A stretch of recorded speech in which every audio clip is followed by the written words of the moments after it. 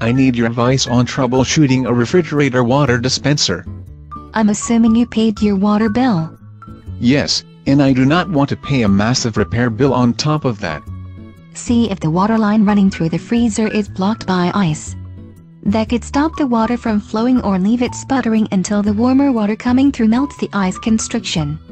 If it ices all the way up, I could end up with a lot of ice in the freezer because the water overflows the tubing and into the freezer. You might have less water coming out than expected because there is a water leak in the freezer anyway. That's just as likely to lead to my freezer looking like a scene out of the movie Frozen 2. The bad part is, if your freezer defrosting heater kicks in to melt the ice, it may be more meltwater than the freezer drain could handle. It sounds so weird for you to say a heater in the freezer. When that thing kicks in, you could have more melting water than the freezer drain handles. And then the water that didn't come out of the water dispenser starts dripping into the fridge or down the freezer door. That's a problem I'm glad I don't have.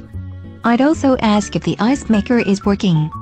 If that's not making ice while the water dispenser isn't dispensing water, there may be a problem with the water intake to the fridge or even a control system error that's turned that stuff off. I know it isn't the water inlet valve not working because the water pressure is too low. It doesn't just fail to work when we're all flushing the toilets on commercial break. If there is a water leak in the water pipe, so the inlet does not get 20 psi, the water dispenser may not work. So you think it might be the dispenser control board? If the water dispenser has a mechanical problem, like a broken switch or control panel button, that might explain it too. That's a cheaper thing to fix than the control board. If you're lucky, it is only a dispenser switch or the actuator connected to the switch.